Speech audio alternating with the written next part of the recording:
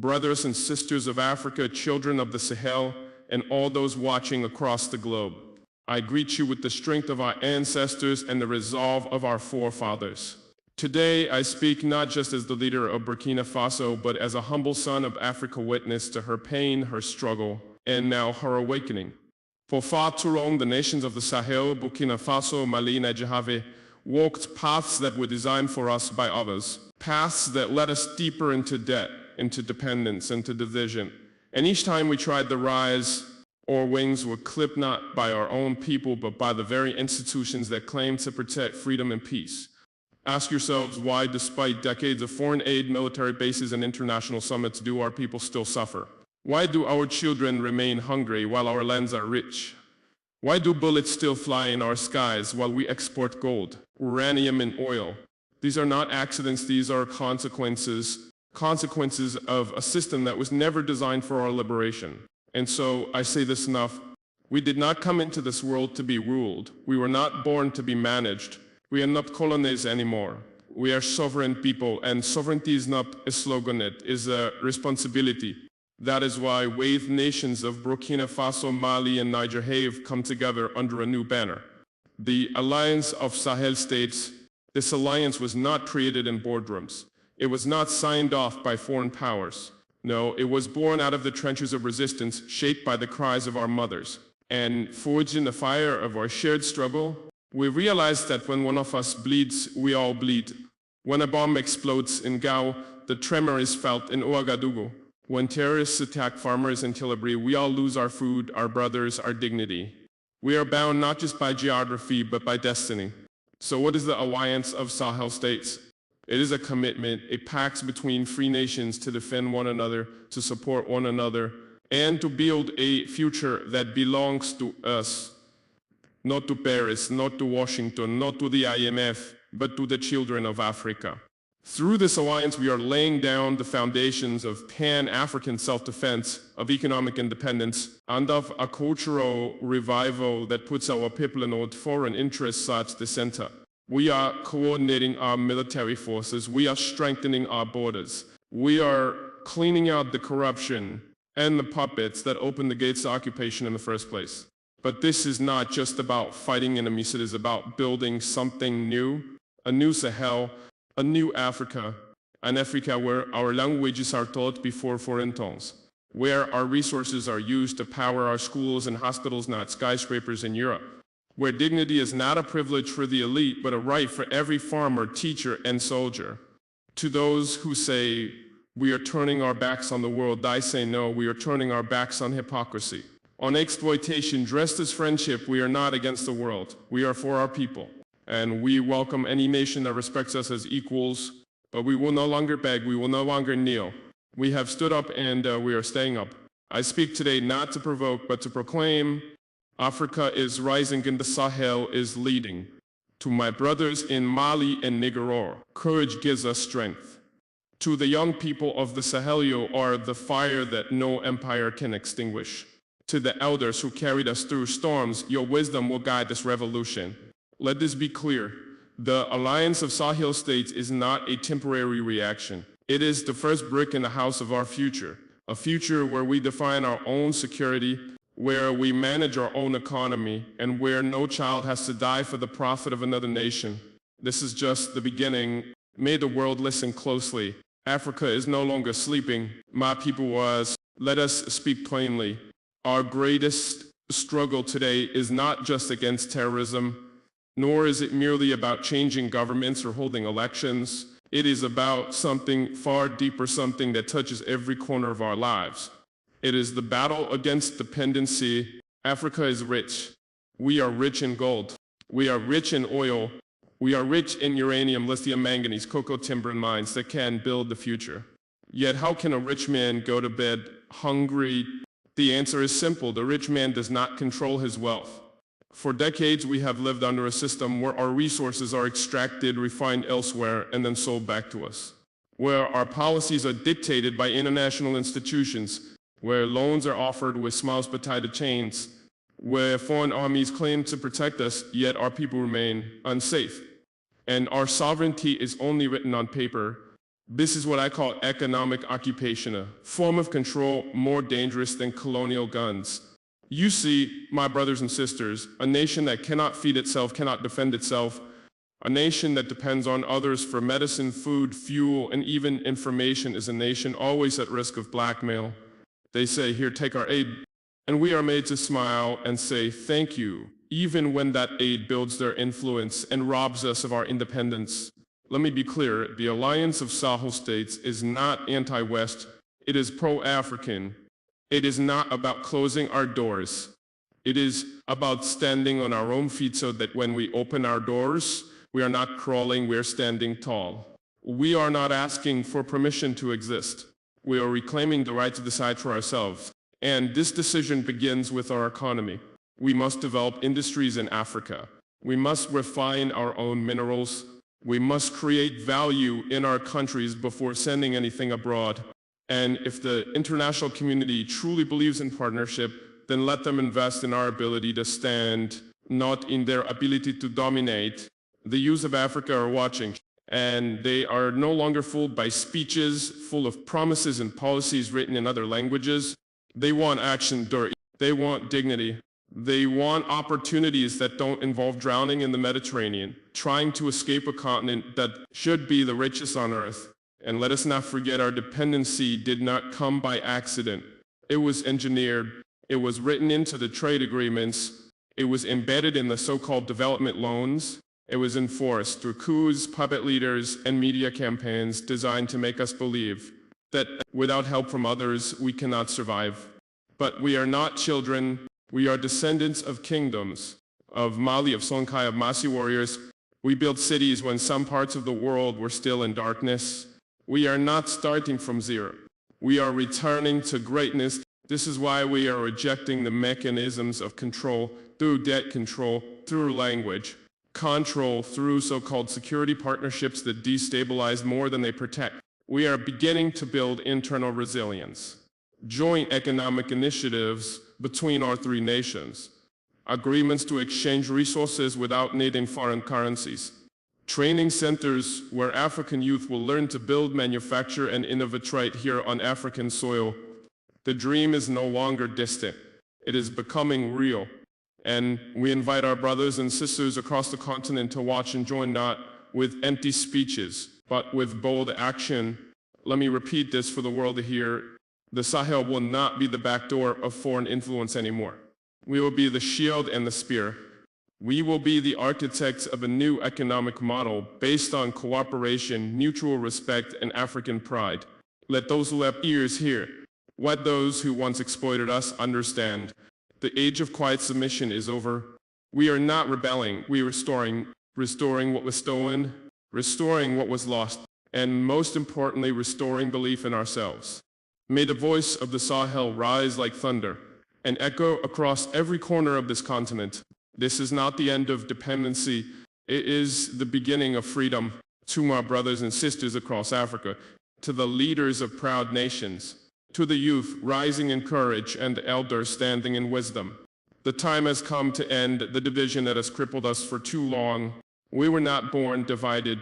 We were divided by lines drawn in Berlin, not in Bamako, Lagos, or Accra. Lines that separated languages, tribes, rivers, and even families. Lines that turned neighbors into strangers and strangers into enemies. And those who drew these lines, they knew what they were doing, because a divided Africa is a weak Africa. Today, when we try to trade among ourselves, we face barriers that don't exist when we trade with Europe. When we try to travel between African nations, we need more documents than we do to fly overseas. When we need help, we go to the West before we go to each other. But this must stop. This will stop. We must recognize a simple truth. Our future lies in unity. The Alliance of Sahel States is only the beginning. It is not a closed circle, it is an open call. A call to Nigeria, to Ghana, to Senegal, to Chad, to every African nation that still believes in the dream of our forefathers, Nkrumah, Sankara, Lumumba, Nikure, and others. We must build one Africa, an Africa where the borders do not divide our hearts. An Africa where we solve our problems among ourselves, not in foreign capitals. In Africa, where our resources serve our people first, not the companies that exploit us. My brothers, the West knows the power of unity. That is why they built the European Union. But when Africans speak of unity, they call us radical. When we speak of self-reliance, they say we are turning our backs on the world. When we stand tall, they say we are rebelling. But I ask you, is it rebellion to want freedom? Is it rebellion to want dignity? Is it rebellion to say that Africa belongs to Africans first? Let me tell you what rebellion is. Rebellion is what they did when they enslaved us. Rebellion is what they did when they stole our lands. Rebellion is what they do when they fund wars and fuel divisions, then sell us peace. But no more. Unity will be our shield. Unity will be our strength. Unity will be our strategy. And this unity must start with trust. Let us trust each other more than we trust those who once enslaved us. And let us speak to each other before we run to foreign powers. Let us build roads, railways, and digital networks that connect Africans to Africans. Let us circulate our own currency. Let us build an African monetary fund. Let us stop begging for loans that come with chains. To the leaders of Africa, I say this with respect. It is time to choose. You can no longer sit on the fence. You either stand with the liberation of Africa or you continue to dance for those who do not wish us well. The youth are awake. They are watching home. They are tired of the lies, the corruption, the manipulation. They want truth. They want justice. They want leaders who fight for Africa, not those who sell it in secret meetings. We must end the era where African leaders wait for foreign approval before acting, where African policies are written in Paris, Brussels, or Washington, where African armies are trained not to defend Africa but to protect foreign interests. This is the hour of Pan-African renewal. We are not building a continent of slogans. We are building a continent of action, where words are backed by courage, where plans are backed by sweat, and where leadership is not about luxury but about service. I speak as a soldier, I speak as a son of Africa, and I speak on behalf of every child who dreams of a future where they can thrive without leaving this land. Stronger regional industries with reduced dependency on imports. But we must be honest. To achieve this, we must first rebuild trust between African governments. No more playing double games with foreign powers. No more undercutting each other for short-term gains. The West is united in its economic front. Asia has built strong trade alliances. Why must Africa remain fragmented? It is time we create a continental monetary union rooted in transparency, cooperation, and accountability. Let me ask you, can you truly say you are sovereign when your currency is printed in a foreign capital? When your reserves are held by those who once colonized you?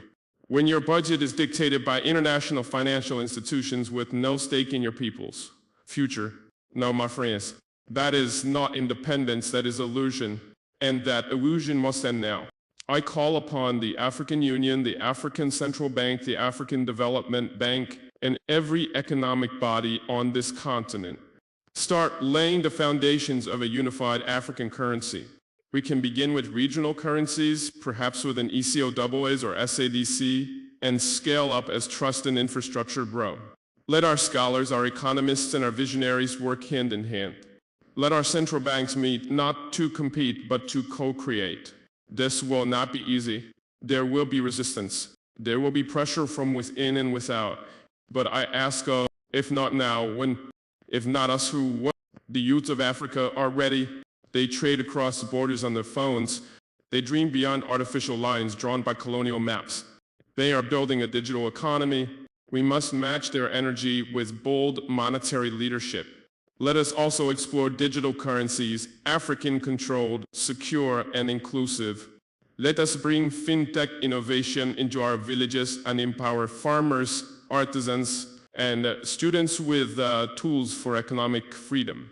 No longer should money flow out of Africa faster than it comes in. No longer should our treasuries be drained to service debt traps engineered by global lenders. And let the world understand, Africa does not want charity. Africa wants fair trade. Africa does not want pity. Africa wants respect. And respect begins with economic self-determination. To my fellow African leaders, history will remember us either as those who rose to the challenge or those who folded under fear. Choose courage. To the people of Burkina Faso and every African watching, I pledge this. We will not rest until we break every chain, seen and unseen. We will fight not only for our soil, but for our currency, our markets, and our economic future. This is not just a political revolution. It is an economic awakening, and it has already begun. Let the sound of printing presses in Africa become the sound of freedom. Let the future note bear the image of an African eagle, not foreign empires. Let our money finally reflect our dignity. The time has come to own our currency and with it our destiny. My African brothers and sisters, there is a war that is not fought with guns, not with bombs, but with words, with images, with narratives. A silent war, yet more dangerous than many realize. It is the war for Africa's image, a war that has long been waged and lost, not on the battlefield, but in newsrooms, in social media feeds, and in classrooms around the world. For generations, Africa has been portrayed as a continent of despair, a place of endless crisis, hunger, disease, and war. And every time we try to rise, the camera turns only when we fall. But I ask you, who controls that camera? Who chooses the angle? Who writes the headlines? Who decides what stories the world should hear? It is not us. It is those who benefit when Africa is seen as weak, as chaotic, as forever dependent. This war is not accidental, it is strategic. Because if they can control the world's perception of Africa, they can justify controlling Africa's resources, its policies, even its leaders. If they can make the world believe that Africa cannot govern itself, then they can install puppets, fund chaos, and destabilize us all in the name of help. Let me be clear, the narrative is power, and those who control the story control the destiny. When you are told from childhood that your continent is poor, that your people are backward, that your culture is inferior, you begin to believe it. You begin to doubt your own worth. And that, my friends, is the first step in psychological colonization. Africa is not just in a struggle for land or gold or oil. Africa is in a struggle for the truth. So today I call on a new generation of African storytellers, journalists, filmmakers, poets, bloggers, and digital warriors. Take back the pen, take back the lens, tell our stories our way. We must stop allowing others to define who we are. No more saving African narratives by those who once enslaved and exploited her. No more documentaries that film only our slums while ignoring our innovation. No more history books that begin Africa's story with colonization as if we had no civilization before the invader came.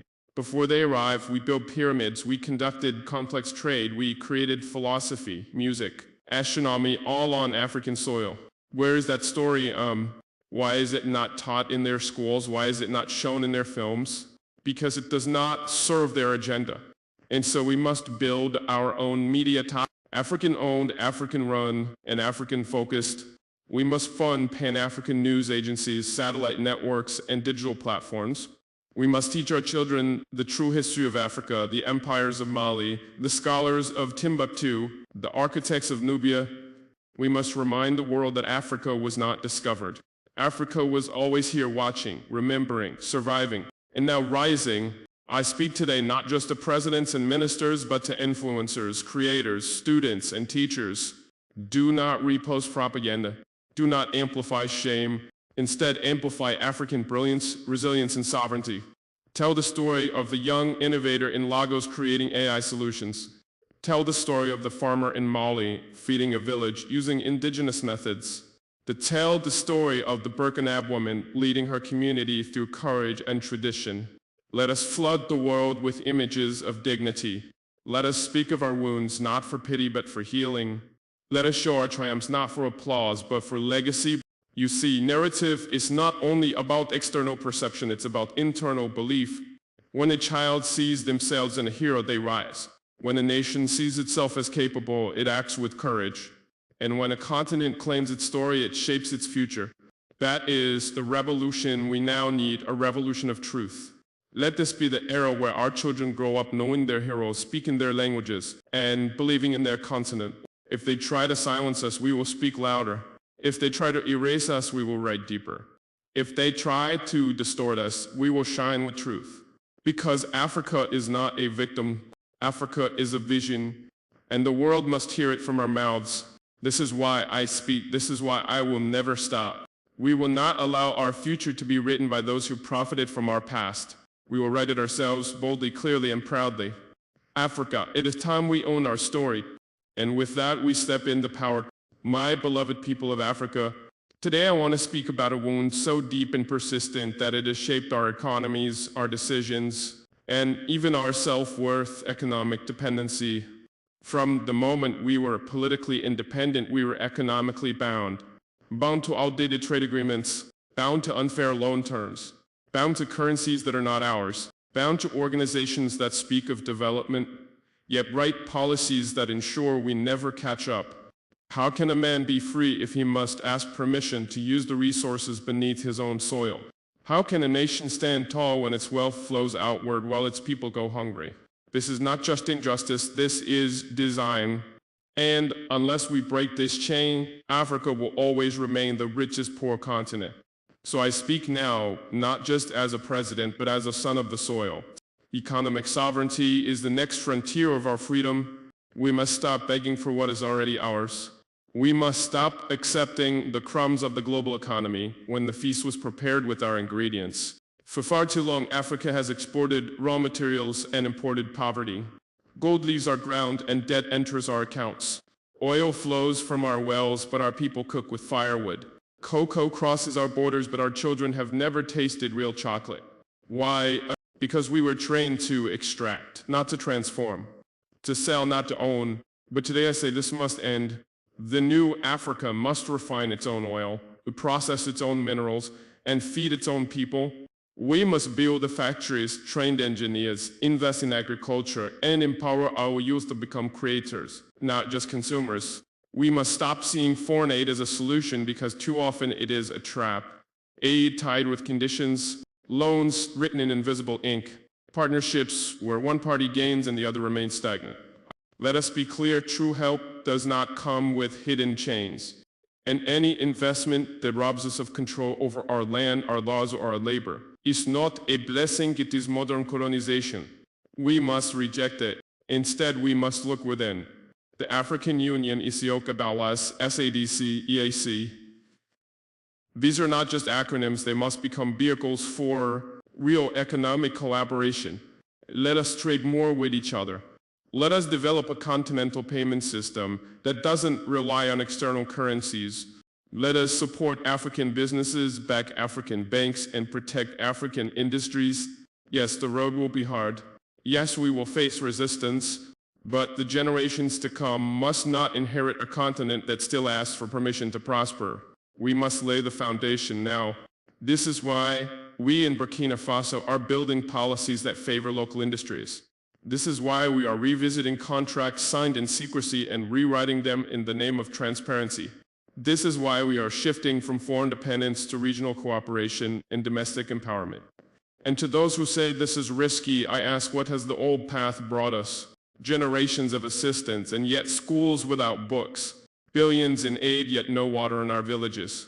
Decades of advice from global financial institutions, and still we remain at the bottom. No, the risk is not in changing. The real danger is in staying the same. We must stop waiting for rescue. Africa is not drowning. Africa is being held down, and we are now pushing back. We will not be shamed for wanting control over our resources. We will not be labeled anti-development for prioritizing our people. We will not be silenced by sanctions or threats. Because the truth is this: economic sovereignty is not about isolation. It is about dignity. It is about self-determination. It is about finally stepping into our rightful place, not as perpetual borrowers, but as proud builders. Africa, we are not poor. We are mismanaged. We are not behind. We are delayed by design. But now the veil is lifting. And as we rise, we must remember, freedom is not given. It is taken, and economic freedom begins with the courage to say no more. No more exploitation masked as investment. No more aid that comes with a chokehold. No more being told how to run our economies by those who once ran our lands. We are ready. Our people are ready. And the world must prepare to see an Africa that no longer begs, but builds. not tomorrow, today, because the destiny of Africa lies not in the hands of outsiders, but in our hands. Let us take it and let us build something worthy of our ancestors and our children. To my African brothers and sisters across cities and villages, deserts and rivers, from Dakar to Dar es Salaam, from the mountains of Ethiopia to the coasts of Namibia, I greet you with unwavering love and resolute pride. In all that I have spoken so far about sovereignty, justice, resource control, and dignity, there lies a greater truth that binds it all together. Africa's strength lies in its unity, not in borrowed voices, not in borrowed models, not in borrowed strength, but in the rich tapestry of our cultures, the brilliance of our minds, and the harmony of a people once divided by borders, drawn in foreign boardrooms. Now is the time for a continental awakening. And so I say this not just to leaders of nations, but to the hearts of every African. We must speak with one voice, for when Africa speaks together, the world must listen. We are not a charity case. We are not a market to be harvested. We are not a theater for proxy wars. We are a continent of destiny. We are the birthplace of civilization, not its burden. So today I call for the unshakable unity of Africa on the global stage, politically, economically, culturally. Let us stop negotiating from a place of weakness. Let us stop showing up divided at international summits, only to leave with nothing but applause and empty resolutions. Let us stop fighting each other while foreign entities reap the rewards of our division. Let us stop allowing foreign narratives to define who our heroes are, what our priorities should be, and how we should govern. If the world wants to engage Africa, let it engage the whole of Africa. No more bilateral fragmentation, no more manipulative diplomacy. It is time for a united African front, a front that demands fair representation at the United Nations, a front that insists on the permanent presence of Africa in the Security Council, not as observers, but as decision makers, a front that no longer accepts that decisions about Africa are made without Africa. Because if peace is negotiated without us, that peace is false.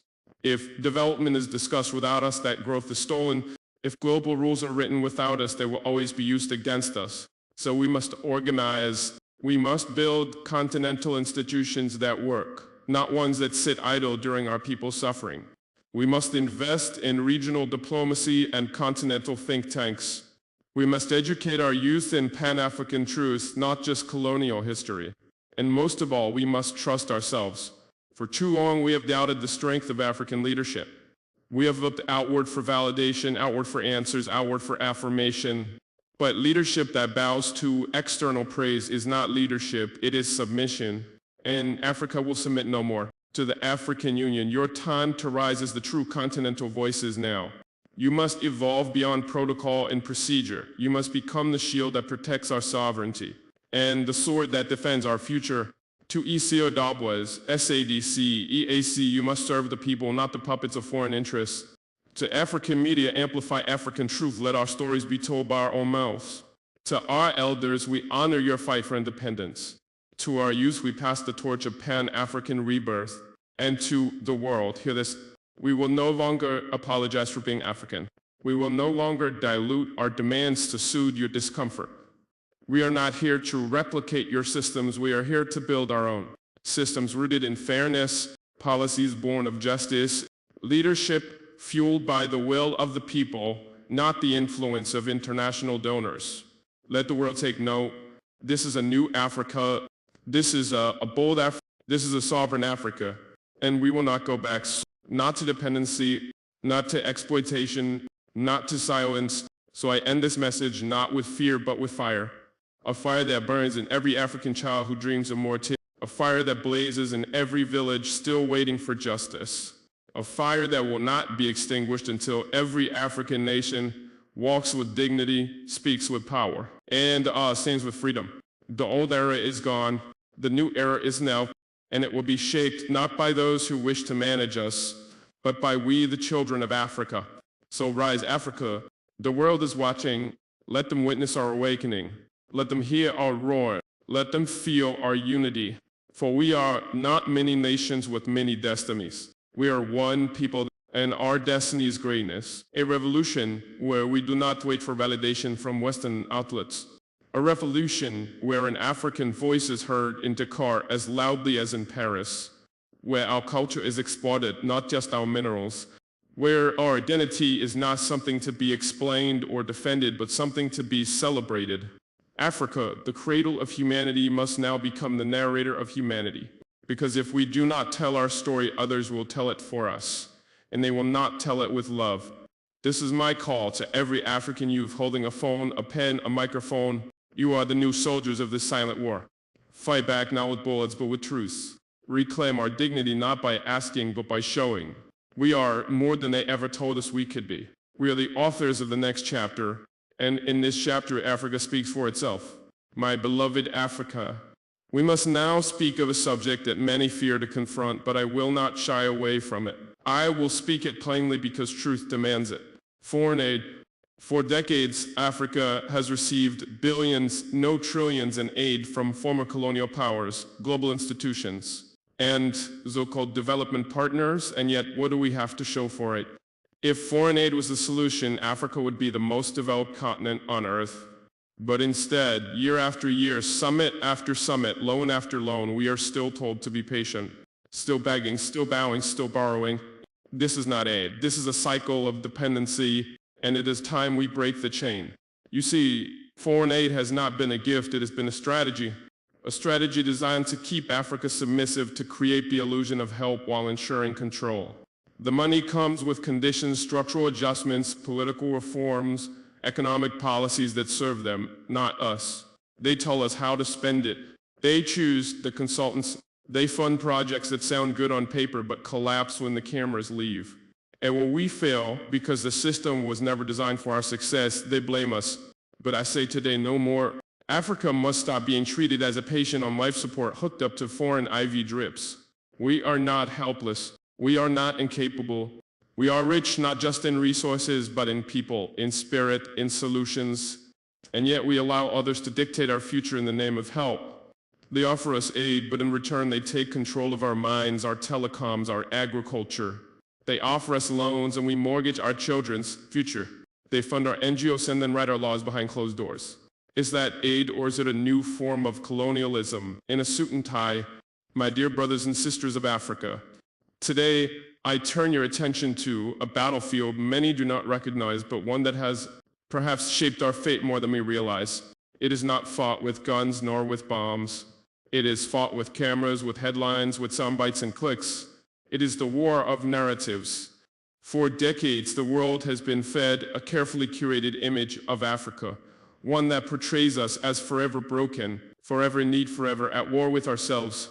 Images of starving children, corrupt leaders, endless suffering. They never show our inventors.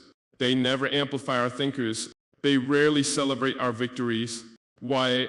Because the one who controls the story controls the perception.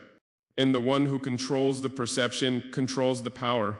I say this without apology. Western media has become a weapon, a subtle, sophisticated weapon used not just to report events, but to shape opinions, influence policy, and undermine sovereignty. When an African nation rises, it is called populism. When an African defends his land, it is called militancy. When we challenge injustice, they call us radicals. And when we expose truth, they accuse us of spreading propaganda. But we must now see through these illusions. The narrative that paints Africa as incapable, as dependent, disorganized, or dangerous is not an accident. It is by design. It is a narrative that justifies interference, that keeps us in a box, that convinces even our own youth that success must look like the West. But today I say to you, we must break this mirror they have placed before us. We must own our story. We must reclaim our voice. And it starts with this truth: Africa is not what they say we are. We are not just rich in minerals. We are rich in culture, wisdom, and resilience. We are not a continent of conflict. We are a cradle of civilization and a beacon of untapped potential. But until we tell our own stories, the world will continue to misunderstand us, or people will continue to doubt themselves. This is why independent African media must rise. This is why our youth must take up cameras not just to document, but to defend. This is why digital platforms must become our battlegrounds, not for war, but for truth. We must amplify the voices of our farmers, our teachers, our entrepreneurs, our historians. We must show the world who we are and who we are becoming. Let me ask you this. Why is it that when Africa negotiates trade, it is described as begging, but when Europe or America does the same, it is called diplomacy? Why do they focus on our instability but ignore their role in creating it? Why are we punished for protecting our sovereignty while others are praised for doing the same? The answer is simple. They have the microphone. But now, in the age of social media, in the age of decentralized information, we too can speak. We too can build channels that reflect our realities. We can train our journalists to report from our lens, not through the eyes of foreign editors. We can create documentaries that tell our history with pride, not shame. We can write books, make films, launch podcasts, and refuse to be silenced, because the next phase of our liberation is mental. It is not just about borders or politics. It is about how we see ourselves and how the world sees us. No more should an African leader be judged by how well he pleases outsiders. No more should progress be defined by how closely we imitate Western models. We must stop seeking validation from institutions that have never believed in our success. Instead, we build, we define, we narrate. Let this be the age of the African storyteller. We must not confuse charity with sovereignty. Let me tell you what real help looks like. Real help is equity, not pity. Real help is partnership, not domination. Real help is when we are given the respect to lead our own development in our own way with our own values. Let me share a truth they rarely admit. Much of the aid we receive is recycled debt interest payments dressed up as generosity, and much of it is spent outside Africa before it even reaches us in donor salaries, foreign contractors, and overpriced consultants who don't understand our people. What we receive is a fraction of what we lose through capital flight, tax evasion, and illicit financial flows. Africa is not being helped. Africa is being looted politely, but the world claps because we appear grateful.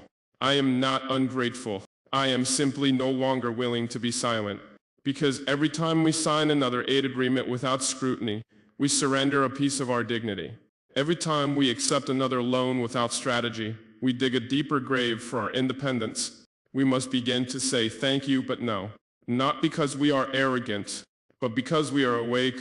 It is time we develop a new economy, one based on African capital, African innovation, African trade, and Pan-African solidarity. Let us redirect our resources towards ourselves. Let us trust in the brilliance of our people. Let us grow our own food, make our own medicines, build our own machines. Let us invest in ourselves, even if we must start small. We do not need aid that comes at the price of our freedom. What we need is vision, discipline, and unity. Let Burkina Faso rise as a model where we choose sacrifice over slavery, honor over handouts, and self-reliance over subjugation. And let every African nation know you can say no. You can walk away. You can choose a harder path now to avoid a broken future later. We must teach our youth that dependency is not destiny. We must create economies that are built not on charity but on courage, because only then will Africa be truly free. And I will repeat it for those in the back. Africa does not need saving. Africa needs respect. Africa needs to be left to build its own path without interference, without manipulation, without strings attached. And until we do that, aid will not empower us, it will bury us. We are not poor, we are plundered. We are not weak, we are wounded but healing. And now we are rising. This is not just a new chapter, this is a new declaration. Africa will no longer be the continent of pity. Africa will be the continent of power. And we will write that future with our own hands.